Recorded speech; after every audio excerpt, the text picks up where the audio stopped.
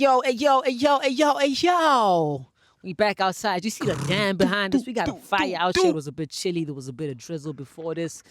But we outside, man. We set up, we cozy, we chopping it again. Where we at today, player? Transmission number 4. We at Schoemansville Ower. I'm not sure how it's said, but Schoemansville Ower Club in Hartbeespoort. You know, first time we came here was like 3-4 years ago for the boy's birthday. Shout out, Very Warren. nice scene, man. You can come out here and fucking go fishing. You got the dam behind you. You got the mountain view, you know. The skies aren't that clear, so you can't fully see the mountains the way. But hey, it's a nice view. It's a beautiful scene, you know what I mean? Yep. We all about that. I was actually chatting with a bro saying we need to get some fishing rods So you can actually eventually, chill out sooner here. rather than later. Chill out here with the fishing rods, catch a fish, and then after the chops, you actually put the fish on the grill and like, you know, Cook that shit up. Cook that fucking shit up. fish up, man. Yeah, but this where we at. This where we at. That's where we at. Yo, I was thinking at a chat of the workplace, man, and we've had this chat, you know, one-on-one a couple of times. But the idea that we spend so much time at work, bro. Work is not a small or negligible part of your day or your week. Work, you spend 8 hours a day at work, 8 to 10, and you might even spend 12 hours a day working.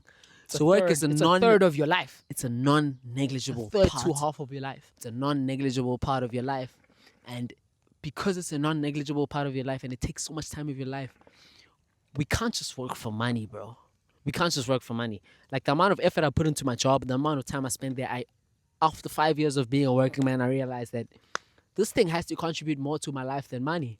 And your sense of being. It, and like it has what to you're actually doing. start to contribute to It self-actualization. needs to be deeply And resonant. it made me think of work and how we frame it and its purpose. And I thought of Maslow's hierarchy, you know what I mean? Initially, think of work as a means to money, which in Maslow's hierarchy, I get it starts with like what? Food, shelter, sexual needs. Yeah. And then it goes up and Biological goes up stuff. and goes up. But at the highest level, Maslow's hierarchy Self-actualization. becomes self-actualization. Yeah.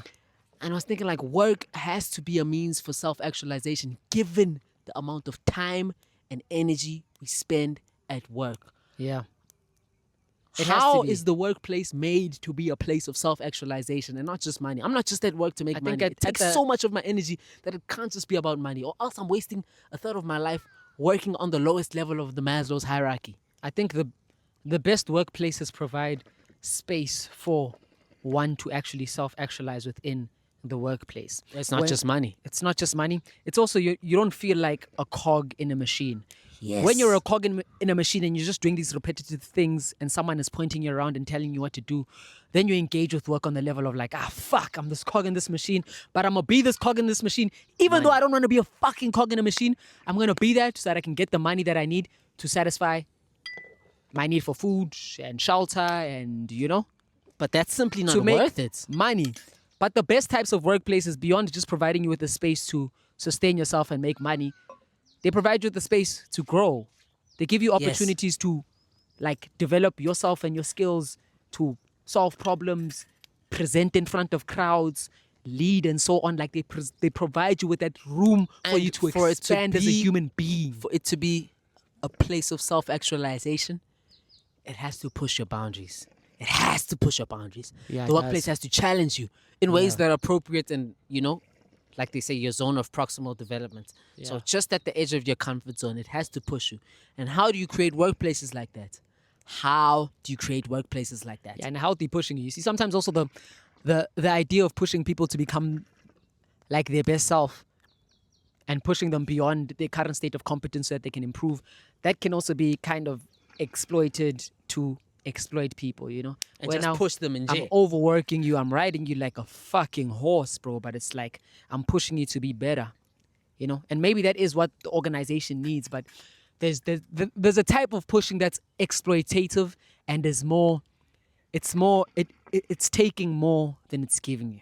Yeah. But the workplace does, you want an environment that is challenging in a way that forces you to grow and develop slightly outside of your comfort zone so that you're always moving forward. But I think ideally that being pushed beyond your comfort zone so that you're always moving forward,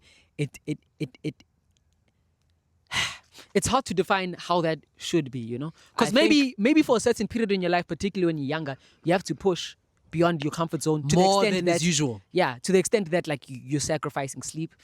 I've been in this boat before for a significant amount of time. You're sacrificing sleep, you're sacrificing time with friends and like energy for family and stuff like that so that you can grow, you know? And I think you decide on that sweet spot. Also, I think people have different aptitudes, or people's different natures allow them to consider different levels of challenge as the optimal level of challenge. Yeah, and that's a But I decision. think in the end, for an environment to be properly suited to self-actualization, it needs good faith, bro, and good people leading the organization and managing you.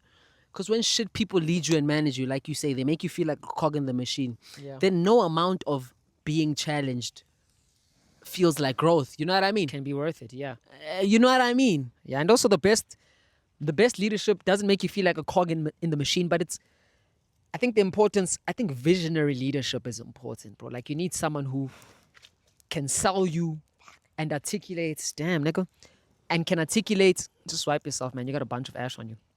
Can articulate like a vision for the organization that also aligns with a vision that you might have for yourself and where you might want to go as an individual. And the best leaders are able to, like, also there's a vision for this organization and where it's going, but that vision feeds into your vision and it's impactful. So it stacks. It's at vertically multiple aligned. layers. It's It vertically aligns integrated vertically with from the individual individual and and the person to the organization and the whole. But for And some- I've spoken, I once wrote this in the work group when we were having some discussion, that you can't escape the fact that individuals also in an organization have individual desires. individual and people, drives. bro. And there's a thing that They're I'm a doing with my person. life, Yes. just like there's a thing that you're doing with your Yes, life. and you can't sacrifice your individuality for the company. Yeah, and for us as individuals to commit to a greater cause of the company or the nation, I need to feel that the surplus that this company generates from my commitment to this company, I will be able to share in that surplus. And it's worth it. So this thing it's is worth not, it for me to it's not exert myself. extractive. There isn't a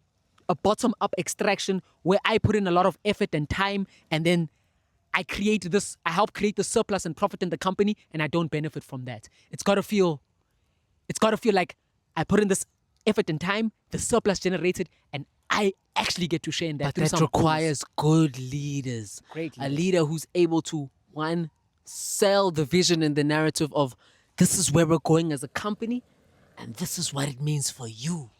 You know what I mean? Where you can imagine and articulate for yourself how the progress of the company and these hours you're spending working on the project and trying to figure out how this thing makes sense and strategizing for the company are actually feeding into not just your growth in terms of your career and in the company, but your growth as a person.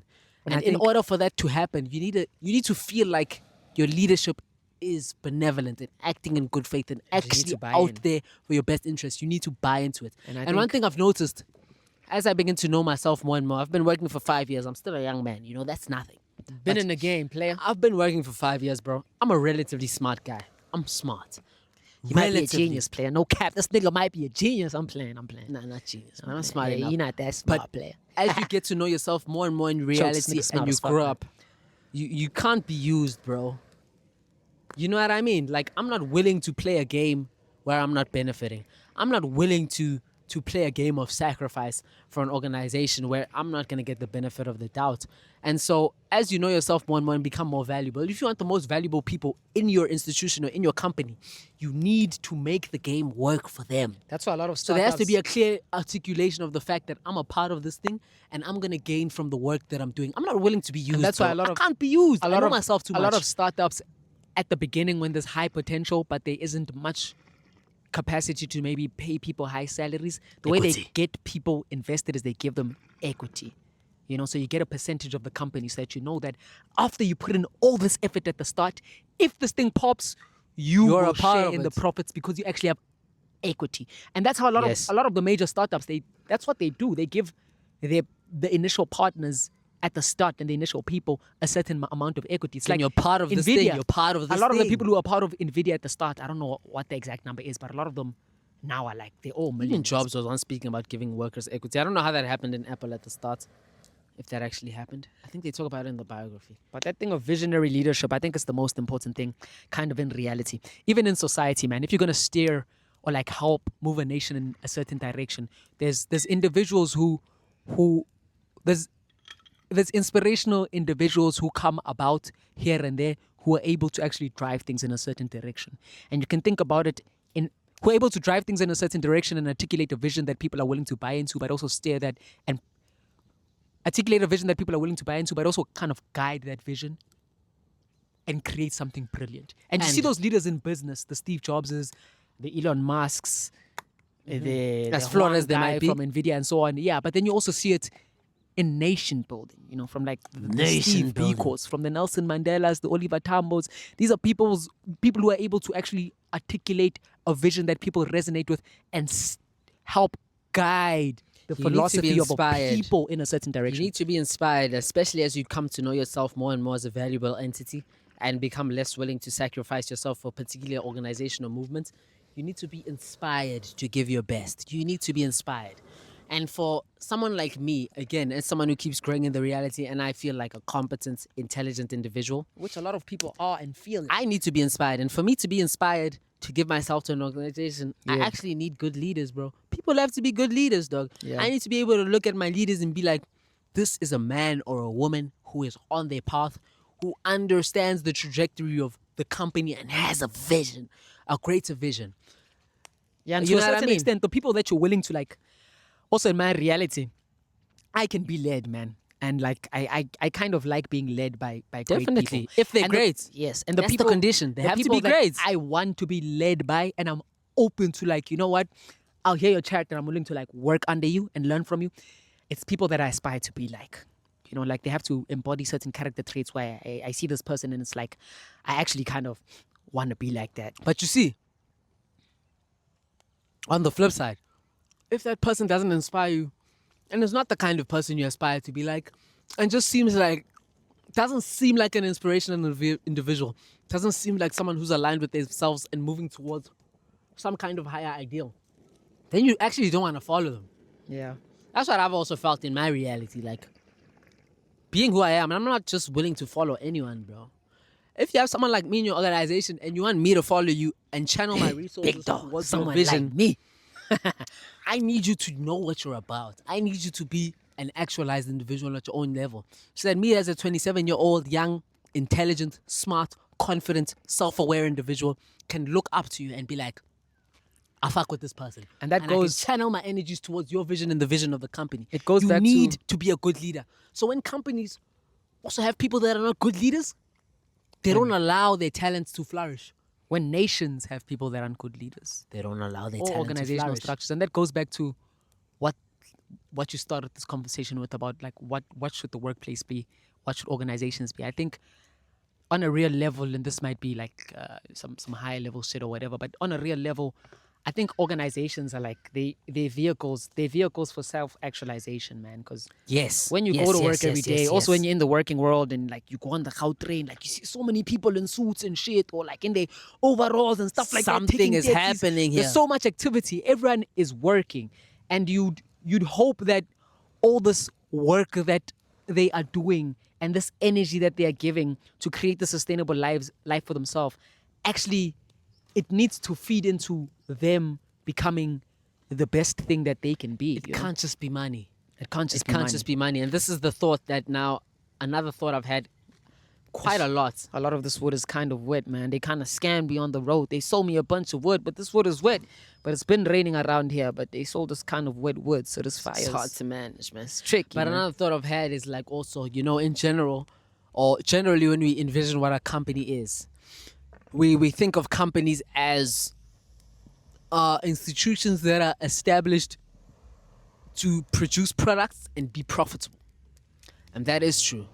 But I think at a one level. higher layer of the reality, we can envision companies, and this is the way I began to envision it. After 5 years of working and realizing how much time and energy this takes for me, I realized that institutions actually not only create livelihoods on the level of you being able to make money and provide for your family or your reality, but institutions are actually vehicles for self-actualization. Yeah. And maybe that's even a more important role of an institution and an organization.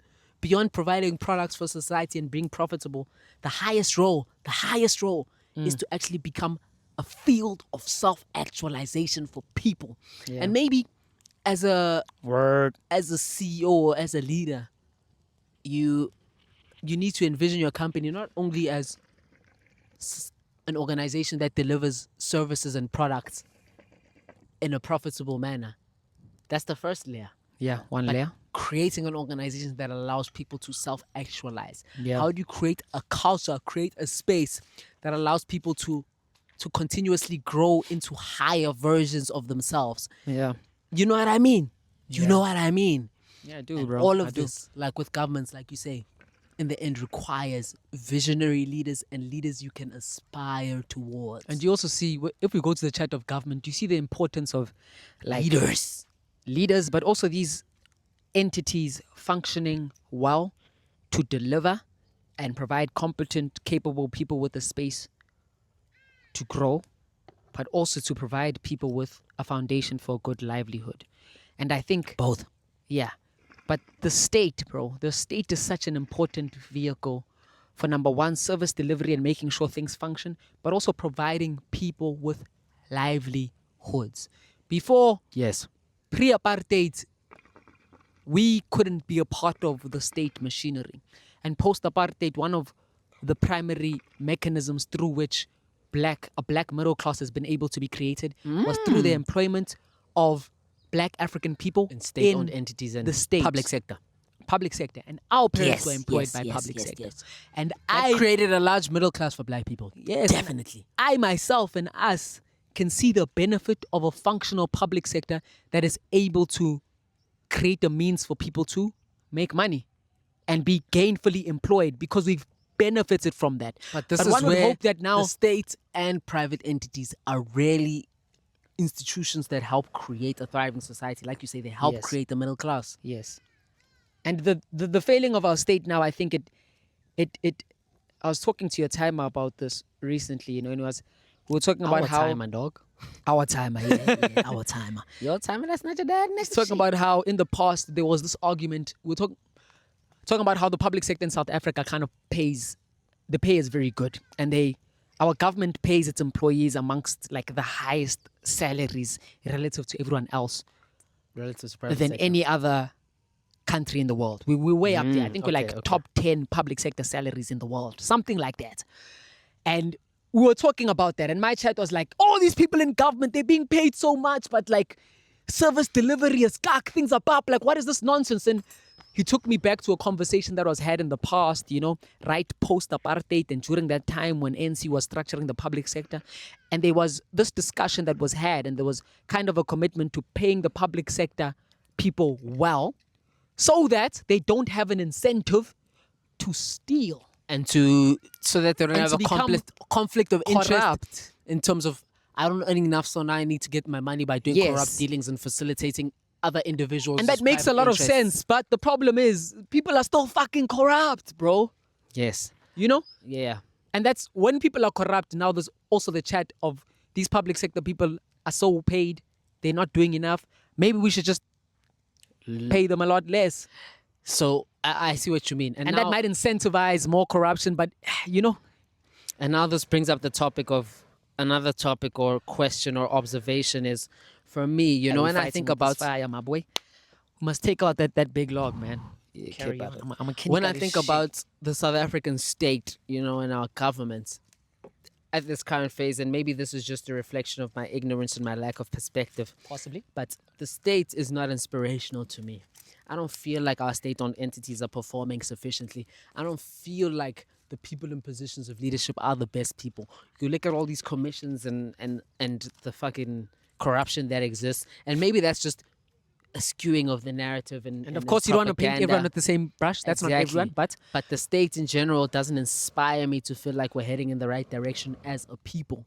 And so, you know, part of being employed by the state should be a privilege. a privilege, and it should the feel like highest honor. it should be honorable. You're serving the I am nation, bro. part of the South African You're state. serving the fucking nation. I am part of that which adds value to the country. It should be a position of excellence. It should be a place of excellence. But And it should now, be a at place this that current only state, the best. the best can Get to get occupy. into, the most competent and Yes. capable. But currently, it feels like, and maybe this is because of the propaganda, and you can correct me, but currently it feels Please. like the state is just a place where, largely, it's not a place of the most competent. It's a place of people who are generally competent but more connected than anything, and a state where corruption and a place where corruption flourishes. But there's That's not a good perception of Yeah. what the state is. There is- And the fact that I, as an intelligent individual, have that perception means that one, either the state is misaligned in terms of how it's pursuing its goals, or two, the propaganda against the state is very, very strong. Number one, I think there should just be an acknowledgement that this is kind of like an average, and like we're painting the group with a single brush, you know, because there are a lot of competent and capable people in state who are working towards moving things forward. Without a doubt. Yeah, but generally also as someone who's worked in private sector a lot, but has also worked for the state Related, significantly engaging with the state. on a very significant level. There's this perception, man, amongst private sector people, and in private sector, you know, like educated people who went to these top universities and work in private sector. There's this perception and this common narrative that if you go and you work in the state as a young, ambitious professional who's well educated and wants to change things and implement improved and better systems, if you go into the state, you will become, they will shoot down your ideas.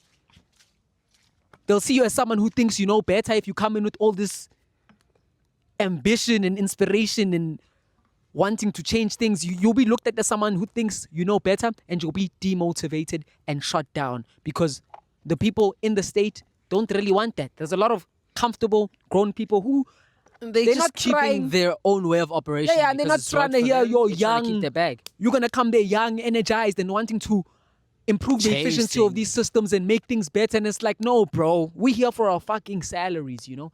So there's this common perception that if you're young and motivated, and I've heard this a lot and I hate it, but it's like if you're young and motivated and you want to grow, go to public sector, don't go to state. State will kill, if you go and work for the state, it will kill your ambition. And that's a sad state of affairs. And just the fact that that perception exists must make us ask that question of how true is that perception. Because if it exists, it's true to a certain Let's level. pose that question. To How a true is that certain perspective? level. How For true is the that people that perspective? work in the state or the people that have greater exposure to this kind of thing, what's your take in terms of the competence of the state and how it can help mold young graduates who Young, ambitious, who's- motivated people. young, ambitious, competent, high motivated potential. graduates who first get employed in the state, would they be encouraged to strive towards excellence and to contribute in a higher level, or would they be more motivated to start playing a game of self-interest? What does the state inspire? And this again brings in another conversation of how important culture is, bro. Culture in an organization is so essential, especially when you're So a young important, graduate. man. You know, And it sounds like a corny thing to speak about because culture's got this.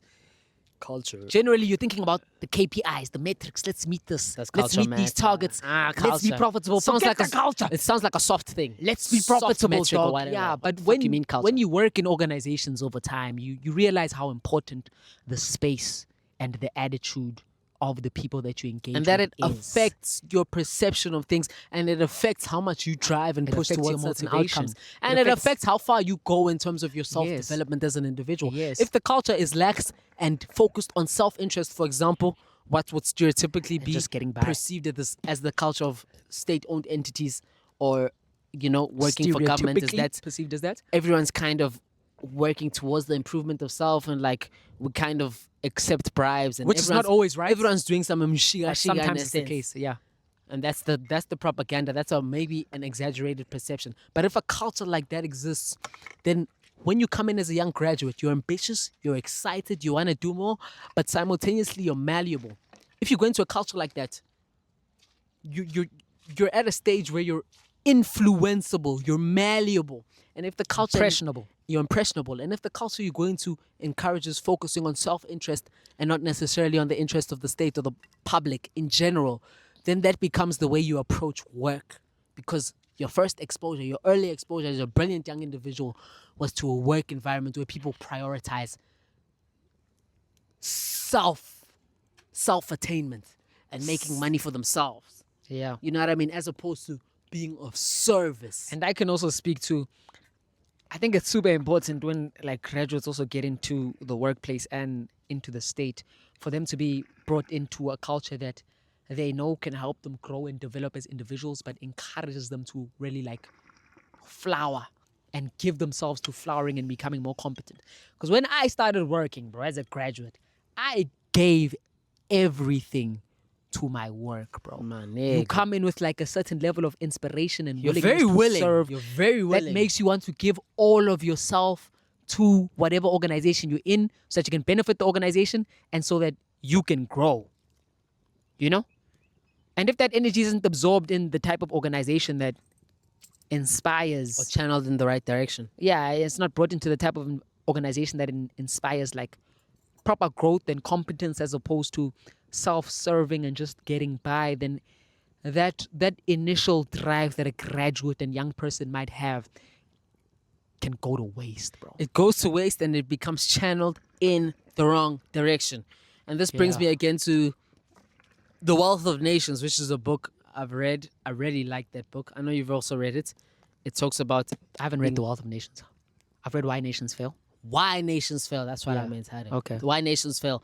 It talks about basically it separates countries into two types of countries. Yes. Countries with extractive institutions and inclusive institutions. Mm. And the fact that inclusive institutions, the author of that book identifies through his study and authors, it's analysis economists. as countries with inclusive institutions are the ones that allow nations to thrive. And inclusive institutions are those that don't function off the primary need to extract profits from Yes. the people, Yes. but of the primary needs to contribute and create win-win dynamics. And the other side of that, the countries that he characterizes as having kind of failed and remained third world over an extended period of time are countries with, instead of inclusive institutions, extractive institutions, And which are extractive- built and they extract from the bottom up, where with the this thing intention takes resources and distributes them amongst the top people, and the resources that are generated in that system don't necessarily trickle down to the people at the bottom. and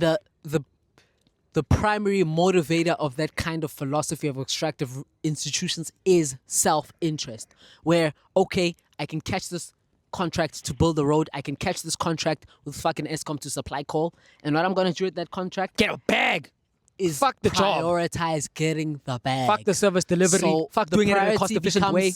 The priority becomes doing the least amount of work To get the most. that is possible myself. to get the most economic benefit for myself, Yeah. as opposed to in inclusive institutions where the primary interest is like, okay, look, I'm gonna get enough money for myself, sufficient money, But we need to but the deliver. primary interest is to deliver and create win-win dynamics. Yes, for everyone, from the bottom to the top.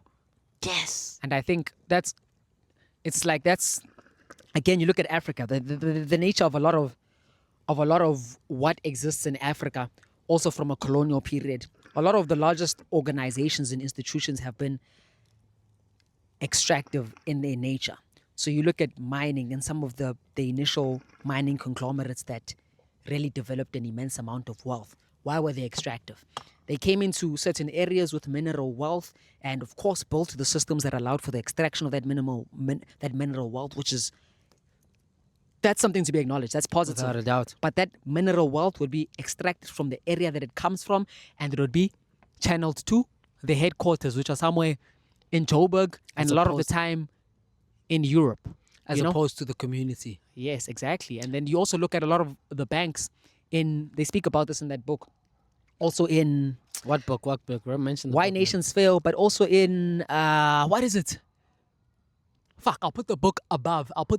I'll write it. But it's something about how Africa was how Africa was fucked over. Something along those lines. I'll put the title above. But one thing that they acknowledge is that Is it Confessions of an Economic Hitman? no, Okay. That's also it's something else. But what they mention is that a lot of the largest banks like Barclays and some of the larger European banks that are still dominant to this very day, a lot of the foundation of their wealth was the slave trade. You know, where they could come into Africa and kind of at minimal cost take slaves for close to nothing and sell them and facilitate that trade and extraction of the human resources and quote unquote wealth from Africa to generate a surplus for themselves. But then the point is that surplus that's extracted, it doesn't benefit the people on the ground. It's extractive. It takes away and distributes amongst the top. Yeah, and also in the colonial area, I mean, one of the motives and narratives of the colonial era was that, you know, resources are extracted from these states. What would you call them? These states overseas, African countries, etc., etc. Forgetting the kind of word we'd use for this, but these states, these African nations, and the profits, the finances, the gains, and channeled They're towards taken offshore. empire, Yeah. towards the empire. The British Empire, the French Empire. And That's so how they it don't was back then. necessarily go to benefit the locals, And that's a large part of how but the foreigners. Europe also. Not the foreigners, but That's a empire. large part of how the Europe was West built. also developed. It was Yes. extractive in its nature, where you get free labor or very Cheap cheap labor, and Yes, you you can exploit. you extract the mineral resources and wealth from across the world, and you take that surplus and profit build the and motherland. it helps build the empire and the motherland. That's extractive institutions, you know, and that there's also this in why nations fail. This conversation that nature of extractive institution, which was hyper capitalized on during the colonial period, it's trickled down into the modern day, where now we're back in the days, primarily the people at the top of those extractive institutions may have been European people. But now the people at the top of some of those extractive institutions are our own African people, you know, because they also benefit from that level of extractive institution. Yeah, because again, it's now incentives. Yeah. The our people become incentivized Yeah. in terms of the personal gain that they can live, the personal gain they can gain. Yeah. Become incentivized to not prioritize the needs and the requirements of the masses. Yeah. But the incentives are tilted in a way that they could gain more from prioritizing the benefit of a particular private entity. Yeah. Yeah. And what does this require at the end of the day? You know what I mean?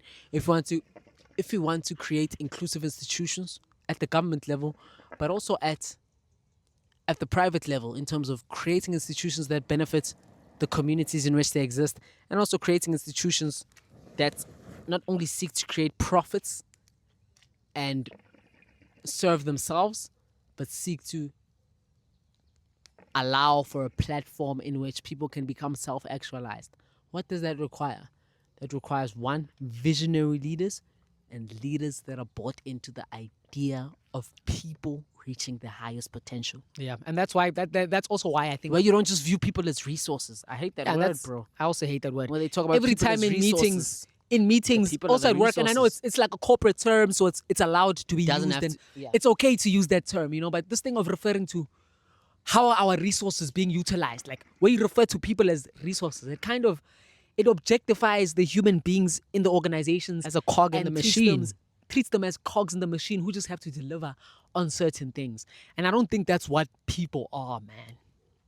Fully agree. People aren't just resources. That might be a term that should use. I don't like the term also. I don't I don't the term. like the term. It reduces people to a means to an end. Yeah. Or a means to creating efficiency. You know what I mean? That's machine-like. People are not machines, bro. We're not primarily. We don't exist in a state to be efficient. Machines can be hyper efficient. People have to be efficient too, but the actualization of people, you don't just drive as much efficiency. Yeah. Highest output for the lowest amount of cost or input. You can't look at people like that. And to Yeah, not but look at that's- people like that requires good men. Good men. But good people. business looks at people like that, bro. Yeah, but that's why if you start a business, what's your idea? What's the ideal you're holding to? You know what I mean? And You need good men in leadership so that good men can prioritize a higher ideal. And the higher ideal still has to be realistic. It still has to be profitable.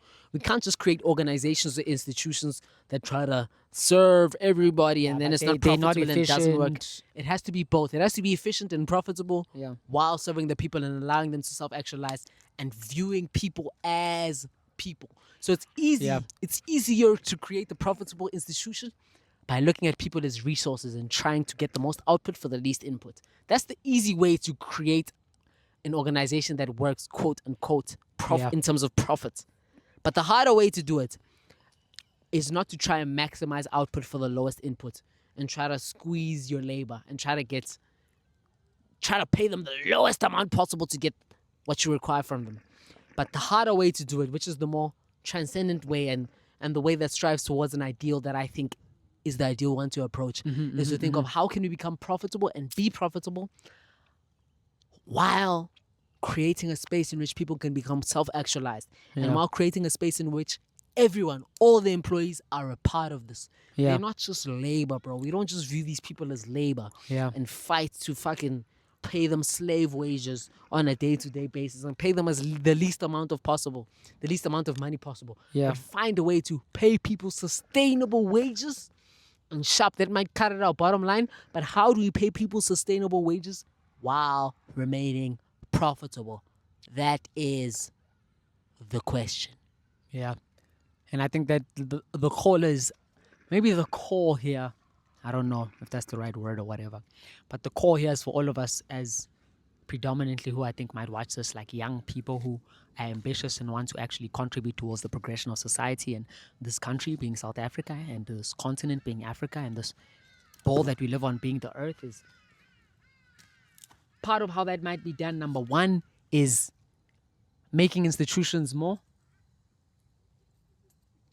less extractive and more, what's the other side? Inclusive. And more inclusive. But do you realize... Less extractive and more inclusive and sustainable for the people that exist within it. But do you see that this thing... leadership is important for it that. tilts on... Visionary leadership. That is the main on thing. individuals that are leading in the right direction. You need individuals who strive towards higher ideals and individuals who see that. Because in the end, also... And prioritize that. In my work, right? And in the organization that I work in, I begin to realize... Beautiful work. As visionary as the organization as a whole might be, in the end, your perception of the organization relies on your immediate leadership. That's what it is. Yeah. The person you report to and the person right above that who you kind of have, who are visible to you and who you have access to, define what the organization is. Yeah. That's why the greatness of an organization depends on its people. Because me, as a quote-unquote junior employee,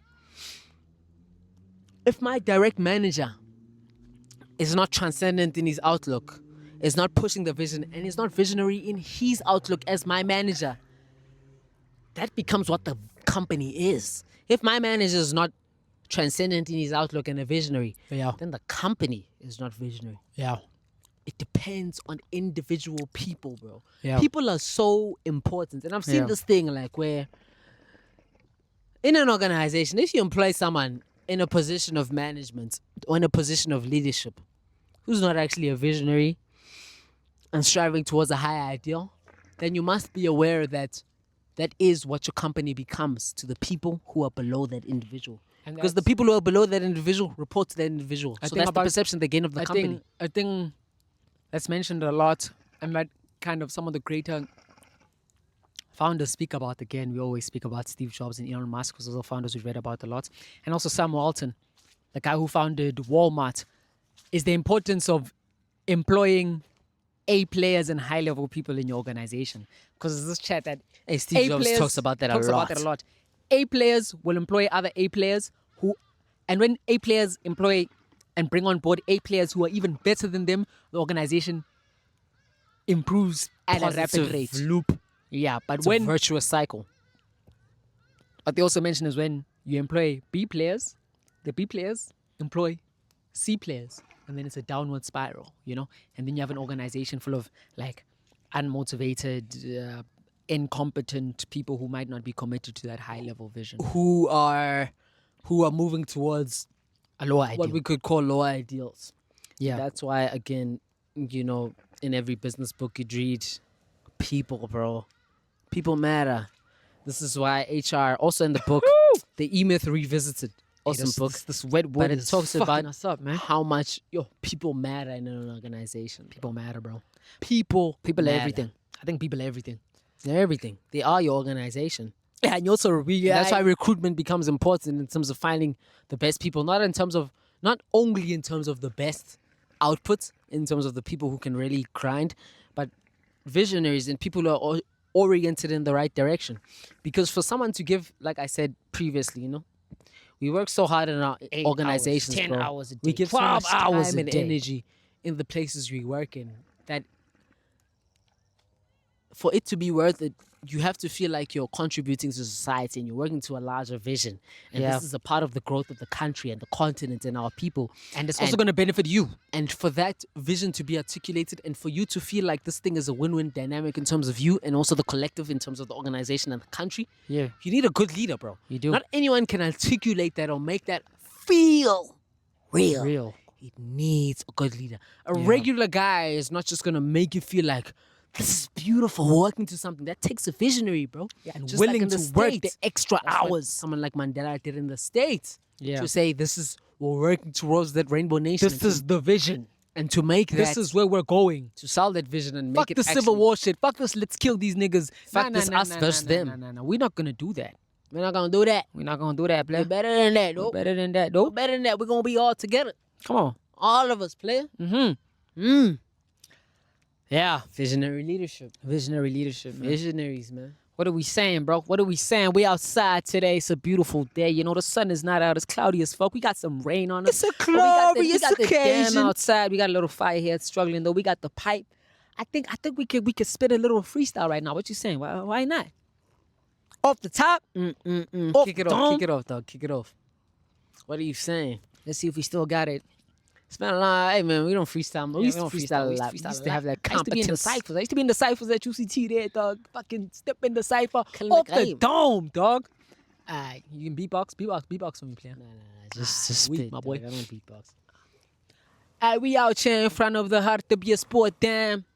A beautiful day. We ain't with Uncle Sam. I'm chilling with the bro. I'm chilling with my mans. Kicks on me. No, that's not Vans.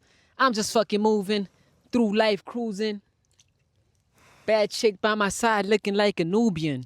Looking like a Nubian, we free from the illusion. We chasing higher goals. We chasing high ideals. Tell me how you feel, dog. Tell me what's real. Is you trying to be a god or you trying to make a meal? Or trying to get a meal? Something just to eat. Or you trying to align your favorite? Get where you're trying to align your spirit.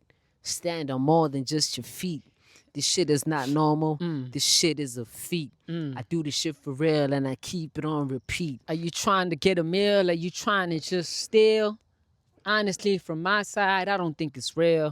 Get the money though. Get the money grow. But do it for your people. Foundation can't be low. It's gotta be strong on something we can stand. Yeah. Fight for the people, dog. Fight Get for the the land. fucking land. It's gotta be inclusive, not just extractive. Okay. It's gotta be for us. It's gotta be adaptive. Yeah. Not maladaptive. It's a practice. Look at what we crafted. What? The nation is ours. Yeah. How are we moving? Better, higher, better and inclusive for everyone here. Not for us and our people only. It's for everybody, my dog. I know it's not rhyming, but I'm saying some shit. God damn. Tell me how we gonna work on the split. Is it gonna be 50-50? Or you versus my niggas? It's gotta be us. It's gotta be we. Like the Holy Ghost. There's gotta be three. Yeah. Father, Son, Holy Spirit. That's the Trinity. Yes. Everybody's involved. And that's how we evolve. So as we try to sow, you gotta plant the seeds. How we gonna do this? I guess it's you and me. Gotta take it higher, beyond just the weed. That's how we gotta move if you want to be free. Gotta be intelligent and gotta understand. But also be cool. And also be grand. Jiggy as fuck. Y'all can't stop us. Do it for the bitches. But also for the people. And on this fucking level, I don't think there's any equals.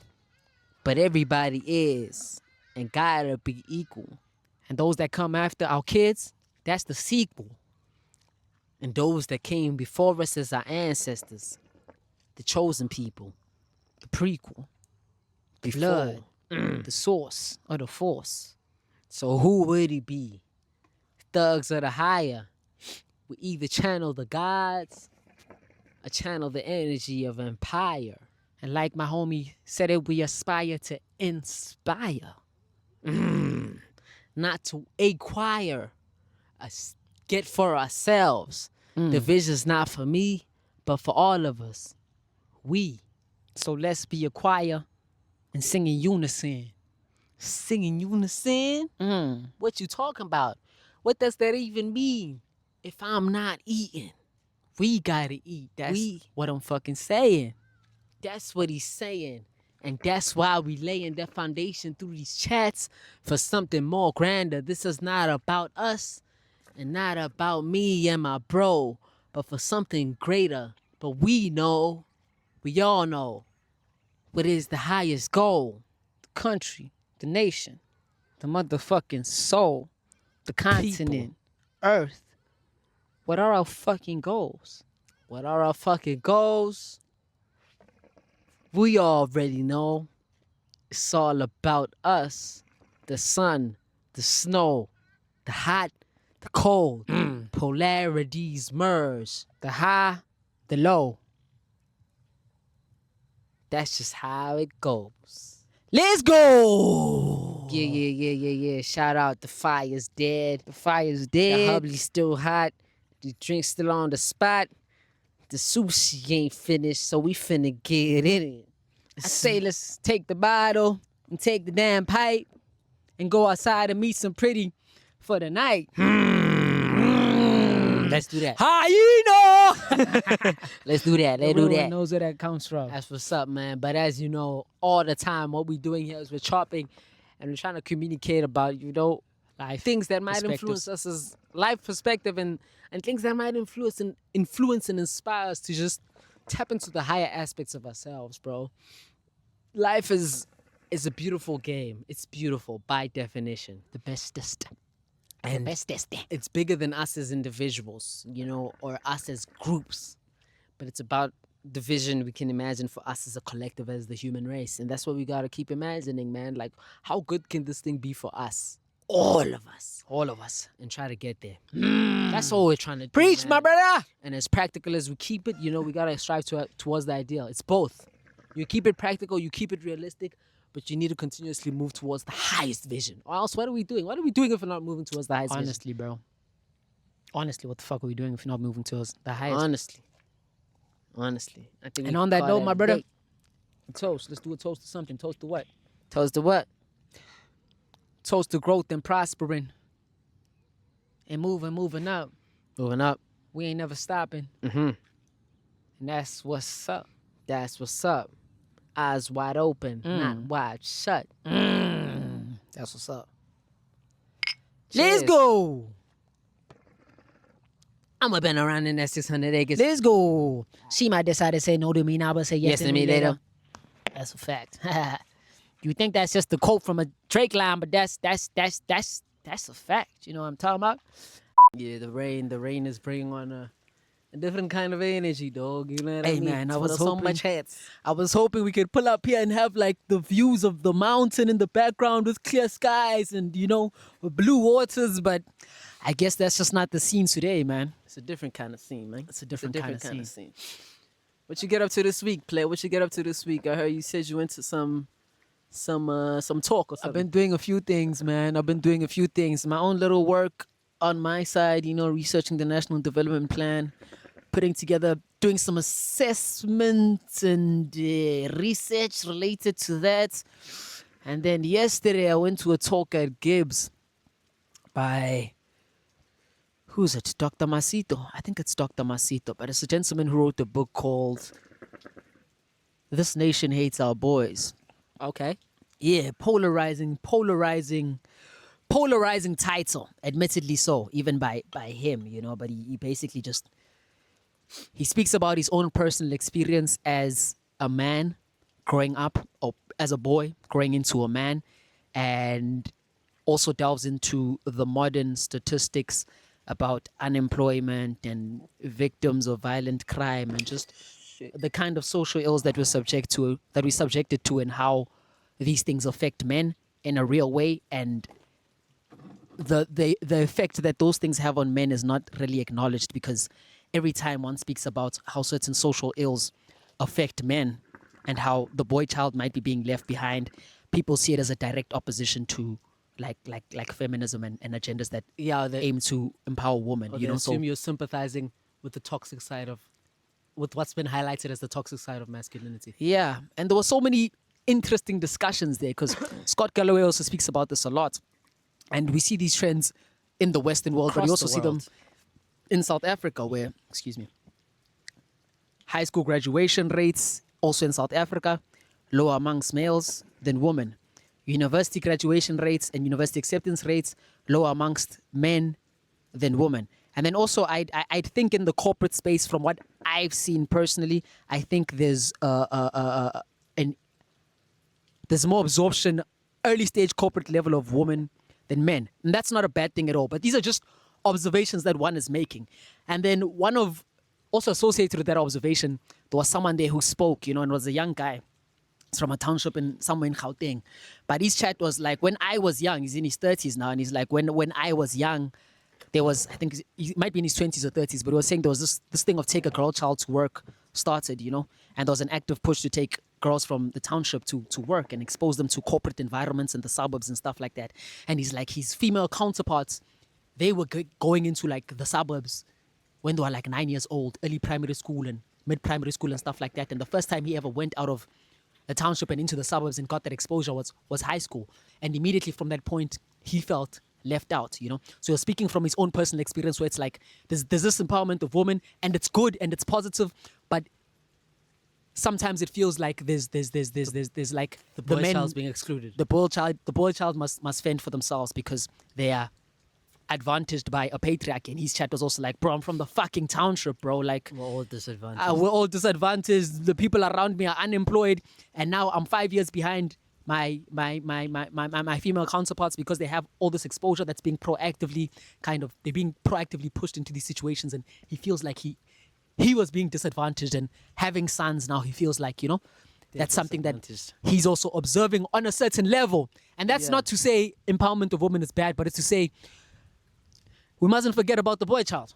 Yeah, and basically it's a complex issue to think about and consider. And as you think about and consider anything that's complex, reality, social things, they become complex.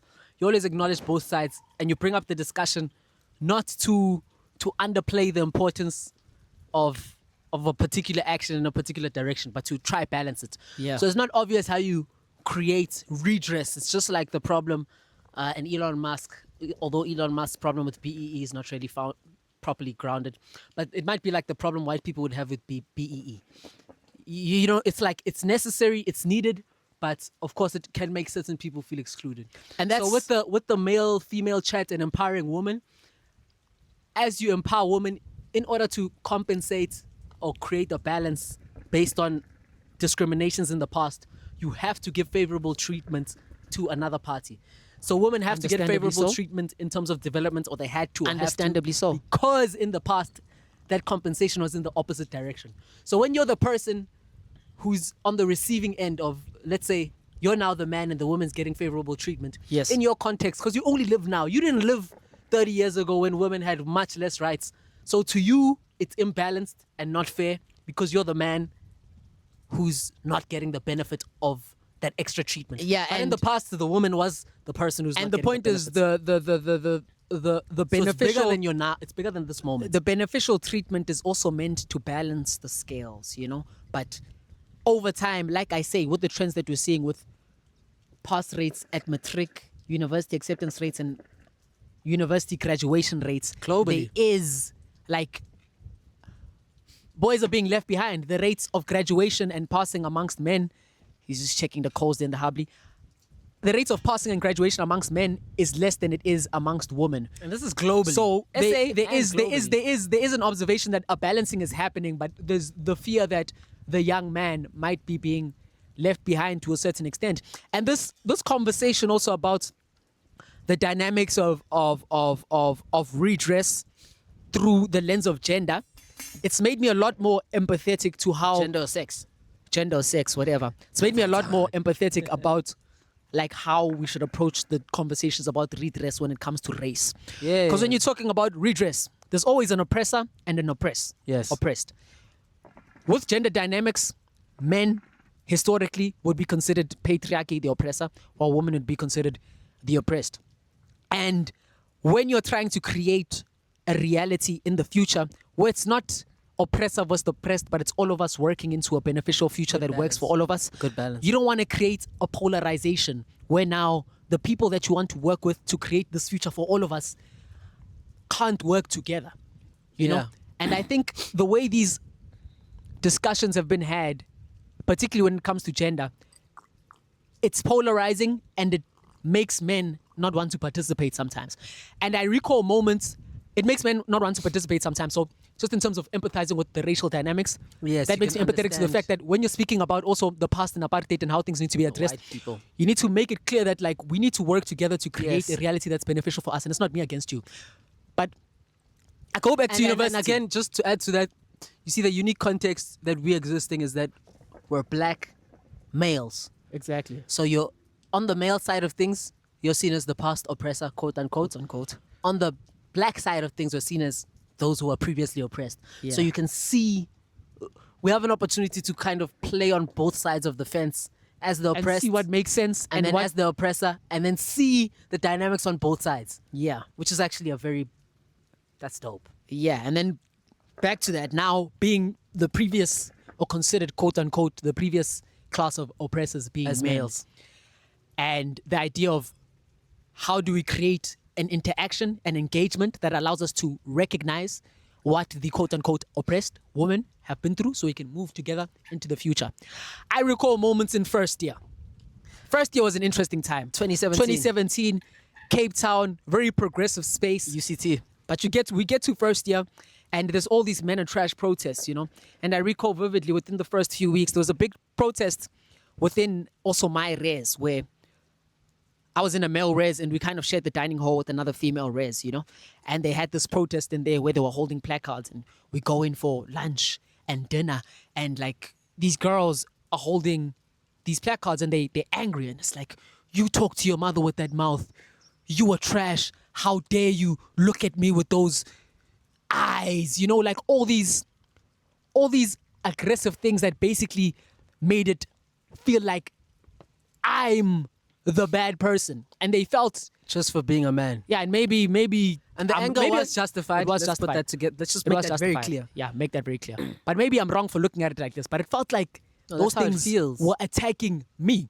And I'm a young guy also who's still trying to understand my engagement with like the feminine and woman. And I felt like, what the fuck? Like, why am I'm the enemy. Like, I'm the enemy. What and did then I do? you go to talks about now you go to these talks that are like, you know, feminist in their nation, trying to make men more empathetic Trying to to the cause. conscientize men and women to GBV and the male-female dynamics that exist in the country. Yeah. And yeah, You want to be toxic open. masculinity. You want to be open to those things and understand, okay, what's the plight of women and how do we work together to create a more dope society for all of us. But I sat in some of those talks and I often came out feeling like I'm the enemy, bro. Like I'm bad, I'm terrible. Whatever I am as a man, just by virtue of being a man, is toxic. And like, you know, you go there and there's like a very visceral anger in those rooms. And after about 2 or 3 of those talks, I didn't go to another talk like that Same here. for the Also rest had of that for the rest of realization. my university life. And the point that this is getting me to is like when you're trying to work with a group to correct things of the past, Even if labeling they're them wrong. even if they are Or wrong, were wrong. and we're wrong, labeling them as the enemy, it immediately creates a polarization where the enemy, quote unquote, wants to defend themselves. And it then creates- they disengage now. Either they disengage or they proactively want to go against what you're And saying. that doesn't solve the problem. And it doesn't solve the problem. But again, this is not. I repeat, because it's a sensitive topic. It's not to say that those discussions weren't supposed to be had. It's not to say that the anger of It's the not feminine in that justified. moment wasn't justified. It was justified, but it's Very to bring much so. light to the fact that in the ways we approach or deal with conflicts, we want to deal with them in a way that always includes both parties. Yes. Now, again, I also independently in first year came to that same conclusion when there was the men are trash movement. and that heavy polarization. I went to a few of those talks in res and in varsity, 2 or 3, not a lot. But after those 2 or 3, I made a very conscious decision to say, I am not going to another one of these men are trash talks. Why? Not because Why? I didn't sympathize with the plight of the feminine at the moment. And you and wanted the to GBV, sympathize, clearly. the GBV problem that still exists. Yeah. But because every time I left that space, I left feeling confused. I left feeling bad for being a man. Yeah. I left feeling guilty and shameful for things I didn't necessarily do. And it lowers your state of joy and happiness and feeling of worth. And it you start to feels- feel scared. You start to feel like you can't express. Yeah. And it was putting me into a hole of like becoming a person I didn't want to be, becoming a scared person, bro. Yeah. Where I wouldn't be able to talk this boldly. Or, I meet a girl, am I allowed to hug her? Can I hug her? Can I like, what can I do? How Can I make Can jokes? I invite her to my You room? know what I mean? Like, is that If we're allowed? out, do I Am buy I a drink? wrong? Because like buying a drink, I'm getting a drunk. What? It just creates a whole lot of confusion, and that developmentally, I felt that was bad. It was making me a weak man. I was becoming a weak man. Yeah. But that journey was also relevant because now you start asking questions, and it did conscientize becomes- us to a it certain extent. conscientizes you, and it provides a Yeah. push for you to start actually learning who you want to be as a man Yeah. and what is wrong or asking- right. Asking the questions. So some people in that space might actually fall and become, they actually fall as men. Yeah. And they become timid. They become, But I think they it don't goes- explore the questions and they don't actually explore themselves deeper and try to get the answers. Yes. But some men become more from that situation. And some men become hyper misogynistic now because in response to that, there's a direct, it's like you are attacking my identity and you are making me it the becomes enemy. protective. So it becomes protective, protective. tribal. Now it's male versus female. You know, it's like, no, you're on the female side, I'm on the male side now. let's go. Yeah, so that's just an interesting dynamic, you know, and it like we're saying, it makes one think about what the best way to have those discussions in a way that doesn't alienate the other side are. Because when we have these discussions, we're trying to build and move towards a reality and society that works for everyone. For the collective. For the collective. And it's not men versus women, left versus right. It's creating a society where Black left versus whites. black versus white. It's creating a society where left and right, black and white, men and women can coexist in a world that seems to benefit and be fruitful and dope for all of us. Both parties, yes. Yeah, and when the discussion gets to a place where it feels like the discussion is only meant to benefit left or is alienating right and making right the enemy, then right doesn't want to work with left and it's counterproductive. We don't move anywhere then. Yeah. And also another thing that Dr. Masilo, sorry if I'm getting his name wrong, who wrote this Nation Hates Our Boys, polarizing title again. Another thing that he mentioned was like, if you look at the stats, you know, and there's this whole thing that gender-based violence and femicide, it was considered a national disaster, if I'm not mistaken. Understandably so, because it is a huge plight that's particularly rife in South Africa and needs to be dealt with. But one thing he was pointing out is that you look at the murder rates. For every one woman that's murdered, there's 7 men that are murdered. And also one of the professors there was a grown white lady who was a professor. She mentioned that. For every woman that's murdered, 7 men are murdered. So there's a violence problem in South Africa. Femicide is a thing. But like, I'm also scared as a man, you know? I'm also scared of violent men. So the idea of like toxic men who end up being violent and hurting people, it affects all of us. Women and men. And actually, according to the numbers, it affects men more. But that's besides the point. We don't even want to get into that. Yeah. But the point because is, you're not saying that to reduce the other exactly. side. And the other side is also very important. But the point is, it affects all of us. Now, if it affects all of us, the question we should ask is, how do we address the problem?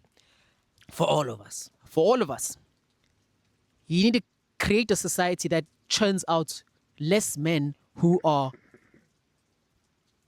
less emotionally stunted men who resort to violence to deal with conflict and any sort of misunderstanding or negative emotions in their life. You need to create less emotionally stunted men. And where does that start? It starts from In the home. in the home, the boy child. But when you have a society that's kind of trumping this idea that men are shit, which comes from somewhere, and you understand where it's coming from, but you have the society that's trumping this idea that men are shit, and then there was some women also there who lead organizations and stuff like that, and they were expressing the fact that they work with a lot of young boys. Also, he expressed that, and a lot of these young boys in primary school, when you ask them about masculinity, it's like, hey, I think it's toxic, you know, and I think girls hate us. They were saying that, like a lot of young guys are saying, I think women hate us. But now when these men that you are raising innately grow up thinking that women don't like them and masculinity is toxic, does that help create men who are less? When you create a reality, when you have this incubation of men who feel like women hate them and men are toxic, there's still There's a problem there. there's a problem, and those men still feel alienated. And what happens when the masculine feels alienated? It acts out. It's going to Becomes act violent. out, and it's going to become violent, and that doesn't And it takes on a more benefit- toxic expression. Exactly. And then you also have now the situation where less men are graduating from high school, less men are graduating from university, maybe absorption of men at an early stage into corporate is there's less incentive for that, and there's less incentive for that, and it seems like less of a thing than it used to be. You have a lot of men who feel alienated, bro. And when the men feel alienated, will they be the types of men who are able to be empathetic to the cause of feminism? Will we be creating those types of men? Yeah, we wouldn't be. And I think this is it's a symptom of an overcorrection in a particular direction. But a lot of the time, this is how, if you imagine a pendulum swinging, this is how corrections How we happen. learn. Yeah, exactly. It went too much to this side initially, and then it goes too much to that side, but a bit closer to the center. And then And it then it goes swings back that side, a but bit further closer than to it the swung back center, before. and then a bit closer to the center. Yeah, closer to the center. And then it slowly goes more and more central. The swings Until it become reach- less and until less it reaches the extreme middle point. until it reaches the middle point. And that's- so it's that's- progress. Yeah, what we're it seeing is. is progress, but of course it overcorrects in a certain manner. But Yeah. it is progress. And then eventually, when the masculine becomes, maybe the focus becomes on now empowering the boy child, and it swings in that direction because maybe too much has been given to the feminine. It will overcorrect in that direction to some extent, and da da da. But this is the process of slowly but surely approaching a center point Yes. by overcorrecting. And the point is, so we we're acknowledge the moving- overcorrection, but we Yes. don't overlook it. Exactly. We don't overlook it because it's real. And the point in is- order to correct the overcorrection, Yeah. it must be acknowledged at And some the point is, there is progress in a positive direction. And the Yes. question is, what is the next step? Yes. And that's why we have this discussion and you have these questions. Yeah, and the 'Cause complexities- There is progress, bro, and it's good, bro. It's good, you know, it's good. It's good. But the question is, what is the next step? And then there's the social complexities of now, men and women becoming equalized in the workplace as it should be. This is part of progress in society, where your opportunity is less and less limited by your gender/sex. And what does this do for the social dynamic of male and female? You know what I mean? As men, in terms of in the past and in general, even now, man is the breadwinner. In general, that's the perception. The guy must pay the bill. The guy must buy shit for the hand and be the provider. There's the concept of, I don't know the term, is it umvulo? But you must batch harahan and stuff like that. You know what I mean? Like you Yeah, must, yeah. you must. That's the general spend expectation. the rack. A guy must be able to pull up Yeah, and in spend. the first date, you must pay the whole bill. Why are you spending it 50-50? Why you spend? That's I don't some want a weak man shit. who That's spends not it some man shit. 50-50. And that's understandable in the context of the past, where men had all the jobs and men had that leverage in society to always reliably be the breadwinner. But Operating as chopsticks. you Am look I- like am you I don't know how to doing it? use Am I those, doing bro. it right, Blair? As society is moving towards a more and more balanced direction, how long can we hold on to ideas of the man being the provider and being the monetary backbone, and actually being the one who shows up more monetarily in situations? And is that a realistic expectation now? Is I that think- even something? Can we even eliminate it? If we even acknowledge, okay, we reach a point where men are earning as much as women, maybe even the scales are tilting. Women actually on average earn more than men. Not saying this is a fact now, but in Yeah, future. yeah. When we reach that point, is it possible to even tilt society to the point where like a woman must pay on the first date? Can that even happen in terms of male-female dynamics? I think it might not be able to, but it at least needs to get to a point where there's an acknowledgement that maybe there should be a certain level of splitting. And trust me, bro, I want to be able to cover everything. You know, just the type of person that I am. I want to become as a daughter. Yeah, exactly. I want to get to a level where I'm able to handle everything at home predominantly, you know, and like hopefully get to a place where my woman doesn't even have to work. I want that. I want that but too. in the society where the playing field is being balanced, you know, and like I earn as much as my female peers, and sometimes they earn as much as me. And we're all trying more, my to nigga. build lives. We're all trying to build lives. We're trying to have a nice apartment and maybe get a car and build sustainable lives. Sustainable is it family fair? dynamics. Just like, let's talk as humans, bro. And like I say, I want to be the one who's able to provide anything. But in this new dynamic where we're all earning money now and we're all trying to build ourselves, is it fair for a woman to expect me to cover everything when we're kind of on an equal footing and we're moving to a society where we're on an equal footing? You want a society where we're on an equal footing, but you want me to cover everything. Is that fair? That's a question. Is that fair? Is it sustainable? Is it even I workable? don't think it's fair and sustainable. But then now as you were talking about that, it brought to mind the topic of hypergamy. And how does this work in a Hypergamy. reality where Maybe define hypergamy that. exists? If hypergamy is real. Now, hypergamy is the idea that I think it is. women go for men who are higher than them in terms of social status. And Equal status to- in general. equal to or higher than them. So women go socioeconomic for status. sexual partners, men that are equal to or higher than them in status. And then men, on the other hand, oftentimes go for women who are equal to them or below lower them. to them. Because that in supports socioeconomic the status. male-female dynamic. Whereas Exactly. a guy, it facilitates your ability to lead if you're the one who can be the provider Yeah. and lead the dynamic. Yeah. And as a woman, in order to fall into your feminine and be quote-unquote led in a relationship, you'd have to be with a guy who's, in terms of social status and maybe Higher social economic standing, is higher than you.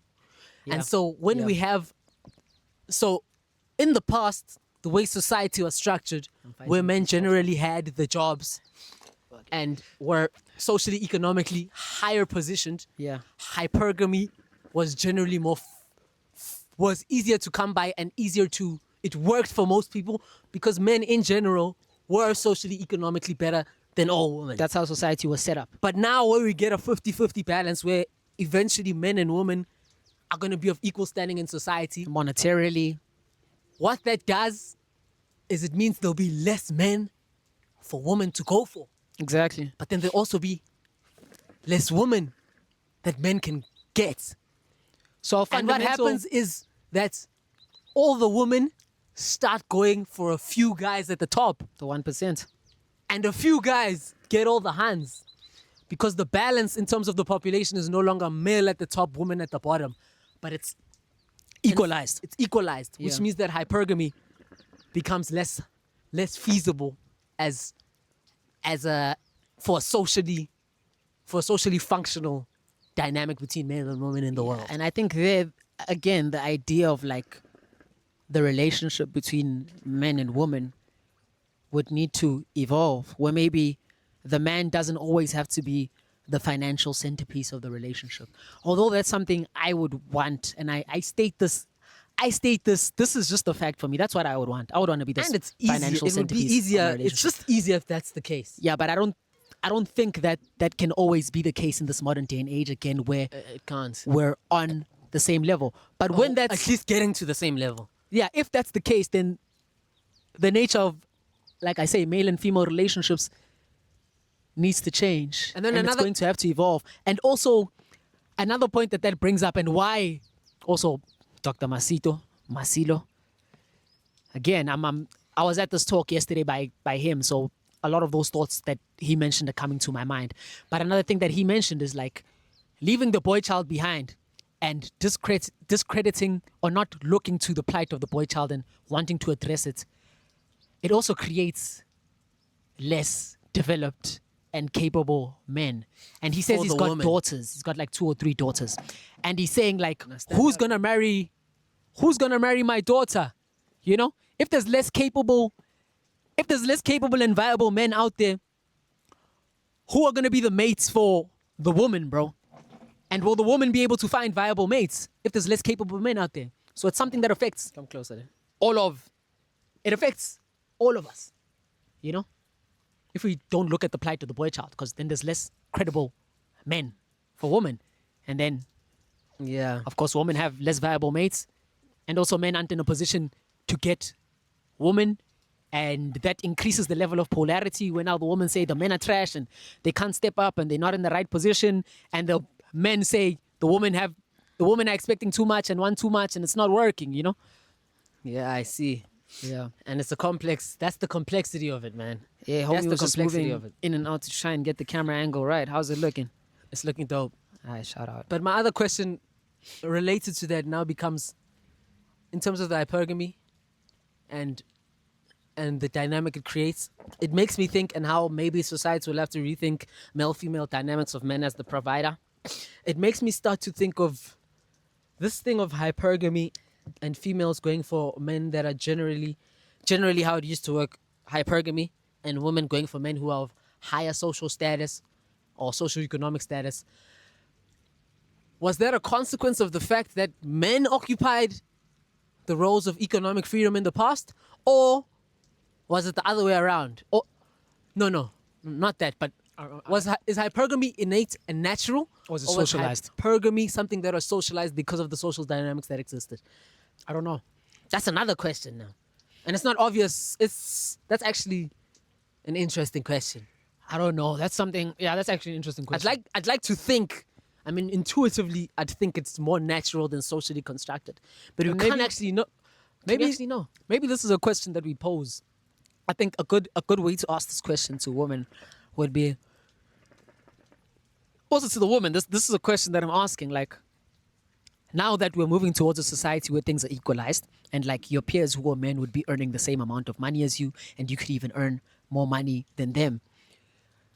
Now that we're moving towards this equalized society where men and women can be on the same footing, would you be open to being with a man who earns the same as you and less than you? And if that's the case, because we're creating this equalized society, would you be open to splitting the bill? Splitting the expenses at home? You know, like, can you live in that reality and still remain, like, keep a certain level of attraction for your man? For the man. Can that Because work? The direction we're taking society in, And that's which the is direction right we want. direction that allows us to exist as equals in Yes. the economic space as men and women, requires a rethinking of those norms and ideals of guy being the provider, guy paying the bill and shit like that. And yeah, I think it's an adaptation that will have to happen. And I think it's feasible. But as I think we did discuss this in our previous chat. I think we all have to it- evolve also. We all have to evolve. it requires evolution, and it requires men to now step into a deeper aspect of what it means to be a man, as opposed Beyond to just your leveraging money and your provision. financial status as your way of expressing your masculinity. Yeah, it has your to be more than masculinity that. has to now go more inward. It has to become deeper. It has It's to. like we earn the same amount now. You know what I mean? I can't leverage the fact that I'm paying for the house and I'm sustaining your livelihood to be the daughter in this relationship. I need to begin leveraging other things like my leadership, like my different masculine traits. And as much as I need to begin leveraging other parts of myself to you need to go deeper. kind of You need be to go deeper. a valuable man, it's like also on the woman's side, what parts of yourself and the way that you engage with men do you have to kind of now proactively cultivate so that you're capable of being with a man who earns the same as you or might earn less than you? Yeah, And that's like it's a weird question if to a guy- ask. It's a weird question to ask because again, I want to be the one who's the breadwinner. But and again, that's what I'm looking for. we're moving. That's what I want, and that's still what I'm aiming for in my reality. But we're moving towards an equalized society, and if we're moving towards an equalized society, that dynamic is not always guaranteed. Less and less guaranteed. Unless what you're saying is that, because if we're living in an equalized society and me and my female peers are earning the same amount and we're kind of on the same level a lot of the time, and they might be more than me, I might be more than them at a certain time. If we're still going to maintain this hypergamy and women still want a guy that earns more than them, and I still feel like I can only be a man with a woman who earns more than me and allows me to be and puts me in a position to be the financial provider, that means now, who am I going to like mate with? and who are going to be the women that I get with. Those women are going to have to become younger and younger because they're going to have to become women that are not competing with me financially. You know, if we maintain this old frame that the man has to be the one who's making more money, And then also, the only woman that have to- become then the hands also have to go higher. yeah, the only woman that become a viable option for me if I have to be making more money, and the only woman that I become a viable option for if they feel like the man has to be making more money, become women that are like younger and younger And the younger women start going for older and older men Yes. because they want men who are already set in life. Exactly. And you're not gonna find your peer who's already set in life at the age of fucking 22. So I think also, like we've been Actually, saying, do you see? It's pushing hypergamy to more extreme ends. It's making it more extreme. it's either it makes it more extreme or we evolve our definitions of the role that men and women should play in relationships. We evolve those ideas to align more with the more equalized society that we're trying to create. Yeah, and another point I'd say, and I'd like to ask this to the females especially, like, you know, the idea of, again, woman. it's the same thing. Some ladies don't like the term female, so we'll say Really? woman. Because it has male in it. Or And then females, apparently. woman has man in it. You've had I these don't know, we've had bro. these chatted vibes, but where you say females and then girls feel like it's offensive to call them a female. I don't know. I've just heard it before, so Aight, I'm trying so to. I'm bringing women- a level of empathy, you know. Women, Shit. females, this thing of men being the provider and things of like indota must, you know, that kind of idea. Men must pay for the first date. Is that a healthy thing? Like for you as women in a society where you're trying to become equals, quote unquote, economically to men, and are trying to have the same amount of job opportunities. Does it make sense? And are trying to encourage female empowerment. Is it healthy to say things like indota must? Is it healthy? Because if you want an equalized society, Or maybe then daughter must evolve. where it's not monetarily based, Not it's not monetarily based. Maybe now it's daughter must lead. show up with confidence. You know, daughter must remain yes, calm. yes. I think daughter must be able to handle like, complexity. handle complexity, and show up in a Daughter logical must be able way to make a plan. and not be overcome by emotion. You know, maybe the daughter must evolve. Indota must be able to direct dynamics. Indota must be able to handle conflict. Yeah, maybe it Indota evolves. must be able to put me or to calm and soothe my emotions when I start tripping. So I think or what when this I all- start tripping because of the emotional complexity of my physiology. You know, beyond just tripping. That's a thing. yeah, That's a thing. You know, yeah, like cycles. yeah, exactly. Cycles. And Yeah. okay, yes. I think what this points to what we define ourselves as men, what we define ourselves as men, and what we see as masculinity has to go deeper and deeper. It has to become deeper. So this is actually good. It has to become deeper, bro. Yeah, Where yeah. you actually as a man, and maybe we can't even, you can't wait for the women to acknowledge these deeper aspects of masculinity. Just you as a man in this reality, You need to show up different. you need to begin showing up in a deeper way and knowing that you as a man mustn't place your value in your money. Although that's a part of the reality, but you just have to know that you need to seek deeper. You need to seek a deeper sense of self 'Cause, and a again, deeper sense of masculinity. we're moving- because society is not going to facilitate grounding your masculinity in your money. Yes. So you need to find that deeper grounding as a man. Yeah. You need to find that. You need to find that. You need to So I cultivate think the that. thing is also like extreme ownership. Like as men, we must own our position in society and own our masculinity and find what we leverage as our masculinity. Yeah, 'cause you as also- you opposed to can't- trying to get society to define that for us. Yeah, Waiting for society to define that for us. I agree. Yeah, this is again, man. We can rant on this topic every time we chat because it's It's forever. there's so many layers to it. It's forever. Just make sure you stay in the shot there. You know, It's forever. it's forever. It's forever. Anything else on your mind? Anything else on your mind? One thing I was thinking about, you know, as we were coming to Hartbees and you're driving across these nice, beautiful, hilly landscapes. We've hiked a lot of these landscapes, and in Magaliesburg and around Hartbees, a lot of this property along the rivers and the waterfalls and on the mountains is privately owned, you know? And the question that often comes to me when you on these properties is how did the people who have these large lands in these very beautiful scenic places get this land? How did they get the land? You know, what are they doing? Was it like are they business people who made an immense amount of money and wealth and were able to get this, or was it passed down from multiple generations? And I asked the same question when we drove along the Garden Route, the coastline along Eastern Cape and the Western Cape, and you go to all these different places, and there's a lot of privately owned land there that's beachside that you're able to explore because the people who own that land are open to you exploring the land. But you ask yourself, how did they get the land? You know, did they have large businesses, and like what did they do to get themselves in a position where they could get the land? And also a few years ago, did a road trip with the family along the Namib Desert in Namibia, and a lot of privately owned large tracts of land again. And you ask yourself, how was that land obtained? And again, we have a BNB. We have a BNB, and one of the people that I was once talking to was a family from Mozambique, and one of the gentlemen who was staying there, it was a guy from Mozambique, and he was saying Mozambique has a lot of coastline, and he was saying a lot of the coastline in Mozambique is owned by South Africans, predominantly white South Africans, you know. And we were talking about the question of, oh wow, that's an interesting thing. I didn't know that. How did they get that land? You know, it's just a question I ask myself a lot, and it makes you think about the past. It makes you think about the past and the history of South Africa. And as you travel, this is again, I'm not getting into this to stir up any controversy or anything, but you know, you travel around South Africa, do road trips, man, do road trips. And like a lot of the areas where there's large tracts of land in the most scenic places are predominantly, they're not owned by the quote unquote African natives. That land is not owned by the African.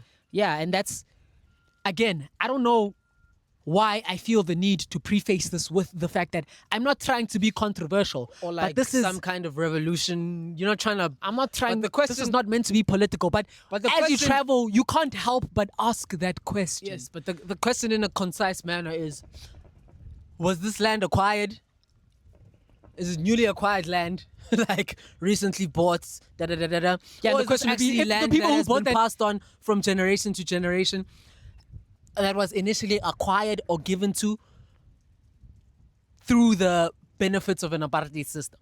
That's Apartheid the and question. colonial And colonial system. And the truth is, in all probability, I haven't done the research. Someone can look into this stuff and actually get the statistics.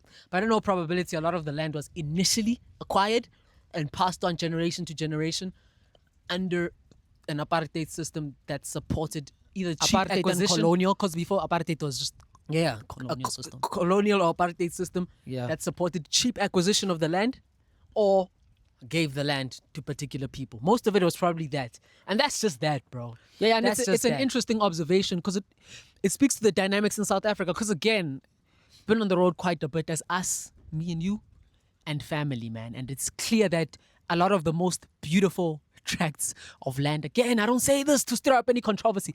Observation. Take this how you want. A lot of the most beautiful tracts of land in South Africa, the majority of it, from my observation and experience, I might be wrong, correct me if I'm wrong, it's not owned by the natives Africans, black Africans, of the land who are the majority, and that's just what it is. who are the majority of the population. And that's an That's interesting just what observation. it is, though. Yeah. And now the question is, okay, what? What does that mean? And that's What what does does it that mean? But mean? that's also why the idea of land reform, and this is not on some take the land. No, but this is just We're thinking about these We're things thinking in more about these nuanced things. ways and acknowledging both this is why the sides. idea of land reform is also instantiated in the South African constitution, and it's such a point of contention in South Africa, but it's also been a point of contention in Southern Africa. In Zimbabwe, it was a huge thing because there was an apartheid and colonial history in Southern Africa where land was quote unquote taken and distributed at relatively low prices to the quote unquote conquerors and who land we didn't took have the access land. to in the past. So now No, land we had access to and we stayed couldn't on procure. but was taken. No, yeah. So what I mean Yeah. is, in the more recent past, we didn't have access to it in terms of we couldn't procure that land. And every minute of this discussion, I feel the need to preface this with the fact that this is just a discussion because we are Southern African natives, you know, and Yes, you so notice this thing has this. So it's- disadvantaged us. yeah, you notice Our this, people. and you ask yourself these questions. But then for me, the important thing to say then is, it's always about two sides. It's the same thing when we're talking about the gender dynamics. Yes. With the racial dynamics, it's the Yes. same kind of idea where it's like, Yes. okay, this was kind of unfairly acquired land. There was a bit There of a was- violation. There was a violation that was done.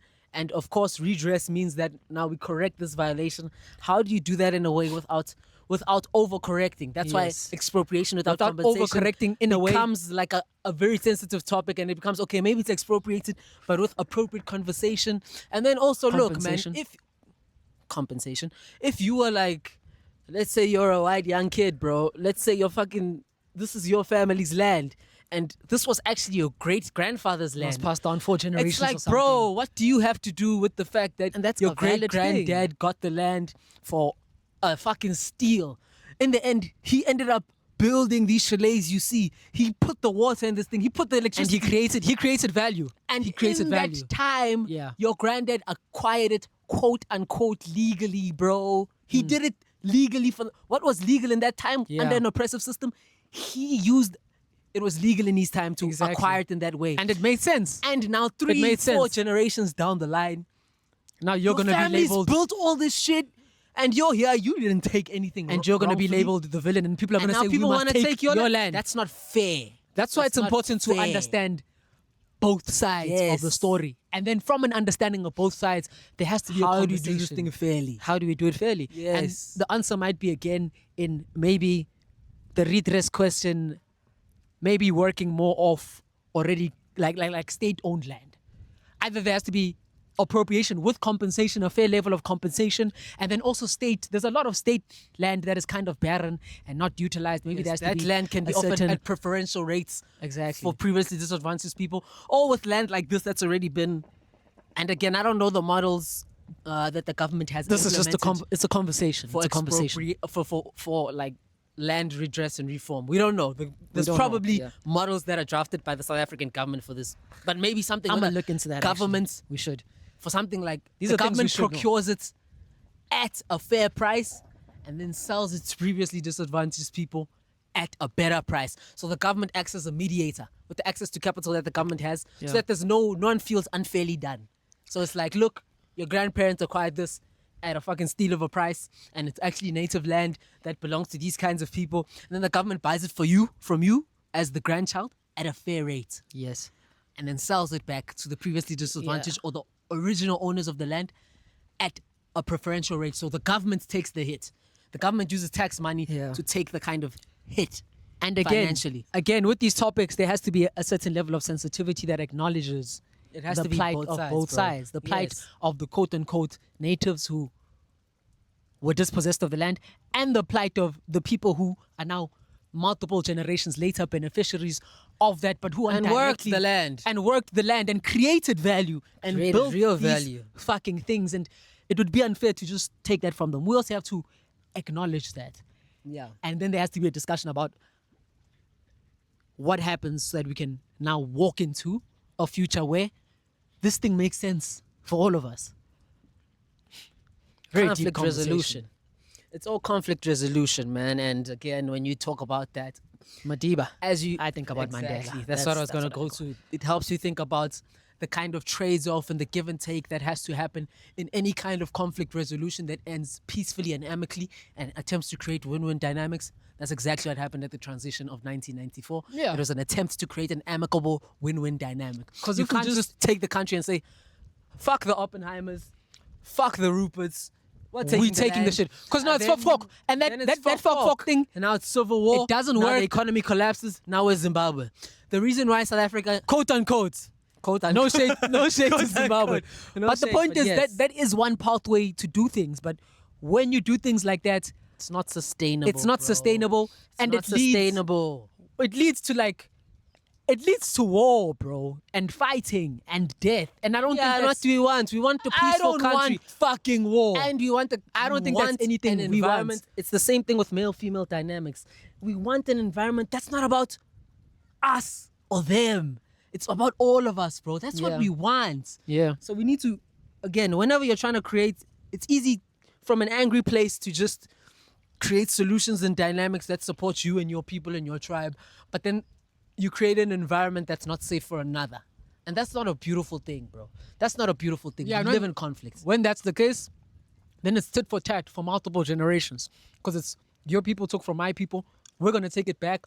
And when your people feel hard done, and then you want to take it back from me because I killed your people to get it back, and then it's tit for tat. It's like what's happening now between Israel and Palestine.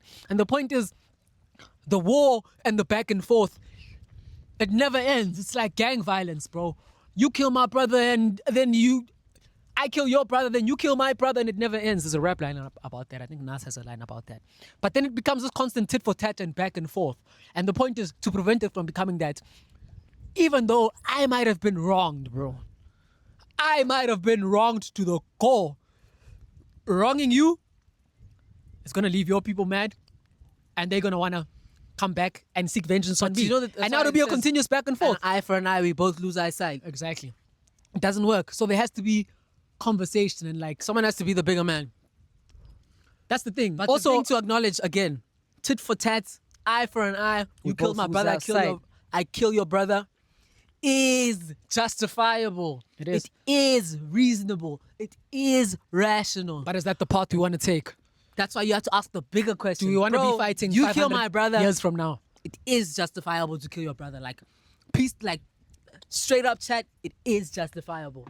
But then the question becomes, what's the higher ideal we're striving towards? Are we striving towards vengeance for my brother and my family and my tribe? Or are we striving towards all of us coexisting in a peaceful world? What's the goal? What are we trying to reach here? And that all of us... That's why you have to strive towards a particular... You have to And decide that what all your of us- ideal is. Is all the of ideal us- for me?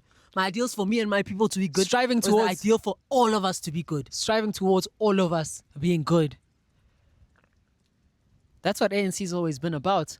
And that's what the transition from apartheid was about, you know? And that's why Jesus would say something like, if they strike you on one cheek, turn the other cheek.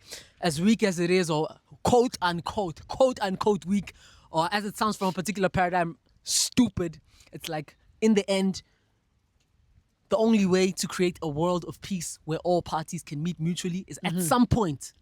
the Someone cycle has to be the stop. bigger man. At some point, someone Someone has says, to be the bigger I'm going man. to take this pain and work with the enemy. And we have so to that work we don't together. become enemies And anymore. that's the tough thing about these dynamics. It's that Because it's justifiable. it's that the oppressed, when you have oppressed and has to oppressor, be the bigger person. the oppressed has to be the bigger man. Yes. Yes. But for the oppressed to be able to be the bigger man, the oppressor also has to be mature, you know, and acknowledge, like, there has to be a level of empathy, bro. Like, we need to be empathetic To make towards it easier for each the other's oppressed to plight. also be the bigger man. Yeah, so when I come to you and I say, Ish, man, you know, you guys, you took our land, now we are poor and stuff. You mustn't say, fuck you. You didn't go to school. You're you not working failed. hard enough." Your government's had your people have had the government for the past 30 years and the country's failing, you know? Or when women come, or when men come, or when women come and say, we have this plight and there's a lot of rape and GBV and stuff like that, and like, we need you men to do better. I don't come and say, but the boys aren't getting in university now. The boys, it's tough for them. They're not graduating. You women are taking, you know, like, there has to be empathy Yeah. on both sides. It has to be bi-directional. It has to be bi-directional. It's gotta be bi-directional. It's gotta be bi. Pause. Woo! Super pause.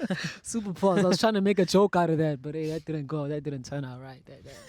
I take that back. That was weird as fuck, man. Got technical. Got technical, man. Got technical. Looks for a like the moment. rain might be going down. Maybe we'll catch the better Never view seen, soon, man. yeah. Hopefully. But yeah, Hopefully. man. I guess that was a good chap on conflict that resolution much- and piecing together two sides of a particular two sides in a conflict, how two sides come together and strive towards a better reality. And how the two sides have to come together if we're gonna stand any chance of having a reality where we coexist in peace Yes. and love. Like And that the ideal, fundamental that question ideal. again, this that is also ideal. for everyone who feels like fucking hard done by, that's the right term a to particular use, group. or any group that feels like, you know, we need a kind of revolution of sorts, or like this is our time to come back to the fore. An important question to always ask is, what is the ideal we're striving towards? And remember that And what's the question. best way Is to the get there? ideal we're striving towards for me and my people to be good? Fuck the other people. Is it for me and my people to be good? Or is the ideal we're striving towards for all of us to be good? Yeah, and if And if you ask those two questions, Yeah. it informs the way you move. Because if it's for all of us to be good, then it's not fuck the oppressor. It's the oppressor did us wrong. let's both work together so we can all be free. So there's no oppressed and oppressor. But if the ideal is it's about me and my people being good, then it's fuck the oppressor. We'll flip the script. We're gonna become the oppressor on them. So yeah, but then you decide then what you we'll want. become the oppressor on them. Then they become Eventually the it oppressed. flips. And then eventually it Then the flips. cycle lasts forever. Ba, ba, ba, ba, ba. So we Doesn't end, decide man. what we want.